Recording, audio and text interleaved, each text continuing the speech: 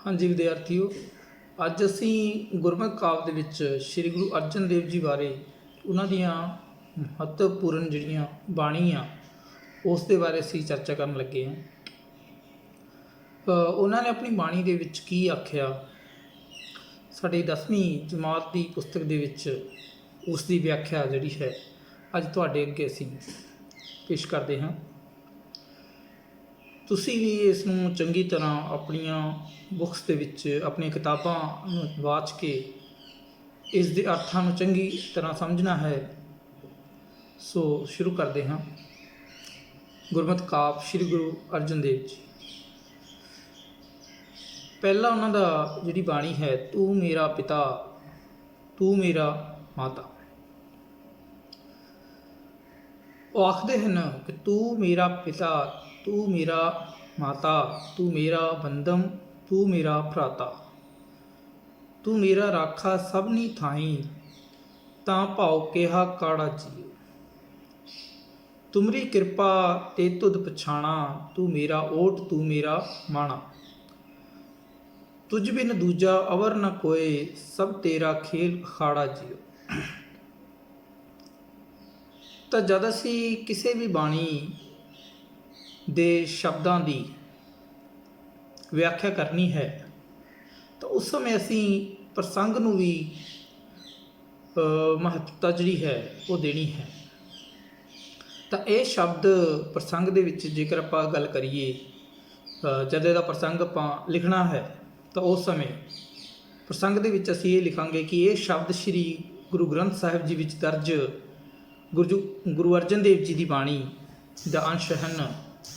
ਅਤੇ ਇਹ ਸਾਡੀ 10ਵੀਂ ਕਲਾਸ ਦੀ ਪੰਜਾਬੀ ਦੀ ਪਾਠ ਪੁਸਤਕ ਸਾਹਿਤਮਾਲਾ ਦੇ ਵਿੱਚ ਗੁਰਮਤਿ ਕਾਵਿ ਭਾਗ ਵਿੱਚ ਤੂੰ ਮੇਰਾ ਪਿਤਾ ਤੂੰ ਮੇਰਾ ਮਾਤਾ ਸਿਰਲੇਖ ਦੀ ਦਰਜ ਹੈ। ਉਸ ਤੋਂ ਬਾਅਦ ਫਿਰ ਅਸੀਂ ਵਿਆਖਿਆ ਜਿਹੜੀ ਹੈ ਕਰਦੇ ਹਾਂ।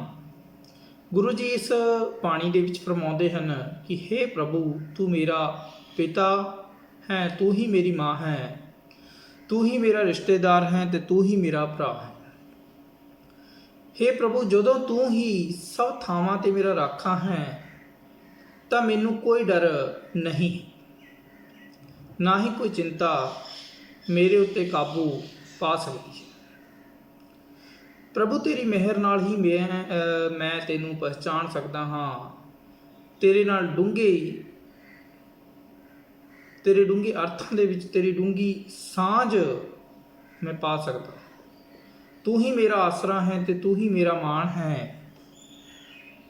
ਤੇਰੇ ਵਰਗਾ ਕੋਈ ਨਹੀਂ ਹੈ। ਸਾਰੇ ਜਗਤ ਵਿੱਚ ਤੇਰੀ ਹੀ ਖੇਡ ਦਾ ਇੱਕ ਅਖਾੜਾ ਜੋ ਤੂੰ ਬਣਾਇਆ ਹੈ।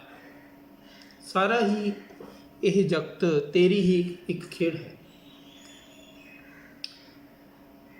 ਗੁਰੂ ਅਰਜਨ ਦੇਵ ਜੀ ਉਸ ਪਰਮ ਪਰਮਾਤਮਾ ਨੂੰ ਹੀ ਸਭ ਕੁਝ ਜਿਹੜਾ ਹੈ ਮੰਨਦੇ ਹਨ। ਇਸ ਕੁਦਰਤ ਦਾ ਸਾਰਾ ਵਰਤਾਰਾ ਸਿਰਫ ਉਸ ਸ਼ਕਤੀ ਦਾ ਹੀ ਹੈ। ਅਗਲੀਆਂ ਤੁਕਾਂ ਦੇ ਵਿੱਚ ਬਾਣੀ ਦੇ ਵਿੱਚ ਉਹ ਆਖਦੇ ਹਨ, ਜੀ ਜੰਤ ਸਭ ਤੁਧ ਉਪਾਏ, ਜਿਤ ਜਿਤ ਪਾਣਾ ਤਿਤ ਤਿਤ ਲਾਏ, ਸਭ ਕਿਛ ਕੀਤਾ ਤੇਰਾ ਹੋਵੇ, ਨਾ ਹੀ ਕਿਛ ਅਸਾੜਾ ਜੀਓ। ਗੁਰੂ ਜੀ ਨੇ ਸ਼ਬਦਾਂ ਵਿੱਚ ਫਰਮਾਉਂਦੇ ਨੇ ਕਿ ਜਗਤ ਦੇ ਸਾਰੇ ਜੀ ਜੰਤ ਤੂੰ ਹੀ ਪੈਦਾ ਕੀਤੇ ਹੈ। ਤੂੰ ਹੀ ਉਸ ਕੰਮ ਵਿੱਚ ਸਾਰੇ ਜੀ ਜੰਤ ਲਾਏ ਹੋਏ ਹਨ। ਸਾਰੇ ਸੰਸਾਰ ਵਿੱਚ ਜੋ ਕੁਝ ਹੋ ਰਿਹਾ ਹੈ ਉਹ ਸਭ ਤੇਰੀ ਹੀ ਇੱਛਾ ਦੇ ਨਾਲ ਹੋ ਰਿਹਾ ਹੈ, ਜਿਸ ਤੇ ਕੋਈ ਜੀਵਾਂ ਦਾ ਜ਼ੋਰ ਜਿਹੜਾ ਹੈ ਉਹ ਨਹੀਂ ਚੱਲ ਸਕਦਾ। ਨਾਮ ਧਿਆਏ ਮਹਾ ਸੁਖ ਪਾਇਆ, ਹਰ ਗੁਣ ਗਾਏ ਮੇਰਾ ਮਨ ਸਿਤਲਾਇਆ। ਗੁਰ ਪੂਰੇ ਵਜੀ ਵਧਾਈ, ਨਾਨਕ ਜੀਤਾ ਬਿਖਾੜਾ ਜੀਓ। ਤਾਂ ਇਸ ਬਾਣੀ ਦੀਆਂ ਅੰਤਲੀਆਂ ਤੁਕਾਂ ਦੇ ਵਿੱਚ ਗੁਰੂ ਜੀ ਫਰਮਾਉਂਦੇ ਨੇ ਕਿ ਪਰਮਾਤਮਾ ਦਾ ਨਾਮ ਸਿਮਰ ਕੇ ਮੈਂ ਬੜਾ ਆਤਮਿਕ ਆਨੰਦ, ਬੜਾ ਹੀ ਸੁੱਖ ਮਾਣਿਆ ਹੈ, ਹਾਸਲ ਕੀਤਾ ਹੈ। ਪਰਮਾਤਮਾ ਦੇ ਗੁਣ ਗਾ ਕੇ ਮੇਰਾ ਮਨ ਠੰਡਾ ਠਾਰ ਹੋ ਗਿਆ ਹੈ। ਸ਼ਾਂਤ ਹੋ ਗਿਆ।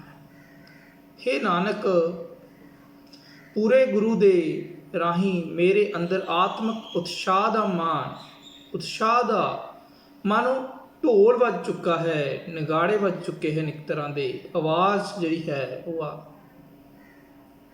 ਮੈਂ ਵਿਕਾਰਾਂ ਨਾਲ ਹੋ ਰਿਹਾ, ਮੇਰਾ ਜਿਹੜਾ ਹੈ ਵਿਕਾਰਾਂ ਦੇ ਨਾਲ ਇੱਕ ਅਨੋਖਾ ਜਿਹਾ ਘੋਲ ਹੋ ਰਿਹਾ ਹੈ। ਇਸ ਘੋਲ ਦੇ ਵਿੱਚ ਮੈਂ ਜਿੱਤ ਹਾਸਲ ਕਰ ਰਿਹਾ। ਮੈਂ ਵਿਕਾਰਾਂ ਨਾਲ ਹੋ ਰਿਹਾ ਇਹ ਔਖੇ ਘੋਲ ਦੇ ਵਿੱਚ ਜਿੱਤ ਪ੍ਰਾਪਤ ਕਰ ਚੁੱਕਿਆ।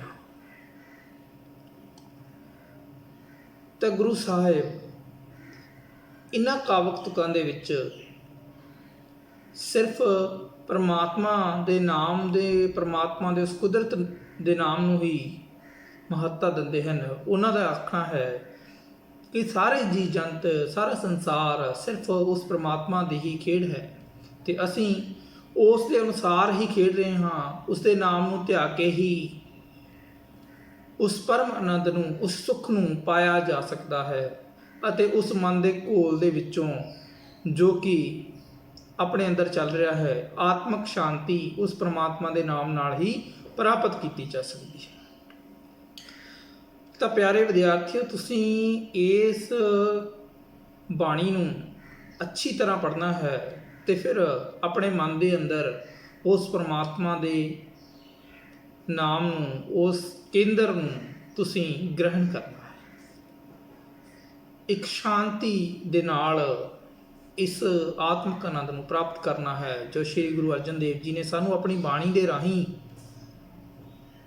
ਦਰਸਾਇਆ। ਜੇਕਰ ਇਸ ਕਵਿਤਾ ਦੇ ਕੇਂਦਰੀ ਭਾਵ ਦੀ ਗੱਲ ਕਰੀਏ ਤਾਂ ਅਸੀਂ ਇੱਥੇ ਇਹੀ ਸਿੱਟੇ ਉੱਤੇ ਪਹੁੰਚਦੇ ਹਾਂ ਕਿ ਪਰਮਾਤਮਾ ਹੀ ਸਭ ਜੀਵਾਂ ਦਾ ਅਸਲ ਮਾਤਾ ਪਿਤਾ, ਸਾਖ ਸੰਬੰਧੀ ਰਿਸ਼ਤੇਦਾਰ ਹੈ। ਸਾਰੇ ਜੀਵ ਸੰਸਾਰ ਦੇ ਵਿੱਚ ਸਿਰਫ ਪਰਮਾਤਮਾ ਨੇ ਹੀ ਪੈਦਾ ਕੀਤੇ ਹਨ ਤੇ ਕੰਮਾਂ ਕਾਰਾਂ ਦੇ ਵਿੱਚ ਲਾਏ। ਉਸ ਦੇ ਨਾਮ ਨੂੰ ਧਿਆਉਣ ਦੇ ਨਾਲ ਹੀ ਉਸ ਪਰਮ ਆਨੰਦ ਨੂੰ, ਉਸ ਸੁੱਖ ਨੂੰ ਪ੍ਰਾਪਤ ਕੀਤਾ ਜਾ ਸਕਦਾ ਹੈ ਅਤੇ ਵਿਕਾਰਾਂ ਦਾ ਘੋਲ ਜਿਹੜਾ ਹੈਗਾ, ਜੋ ਪੌੜੀ ਹੈ, ਉਸ ਨੂੰ ਜਿੱਤਿਆ ਜਾ ਸਕਦਾ ਹੈ। ਤਾਂ ਮੈਨੂੰ ਆਸ ਹੈ ਕਿ ਤੁਸੀਂ ਅੱਜ ਇਸ ਬਾਣੀ ਨੂੰ ਅੱਛੀ ਤਰ੍ਹਾਂ ਜਿਹੜਾ ਹੈਗਾ ਸਿਮਰਨ ਕਰੋਗੇ ਤੇ ਉਸ ਤੋਂ ਬਾਅਦ ਇਸ ਨੂੰ ਚੰਗੀ ਤਰ੍ਹਾਂ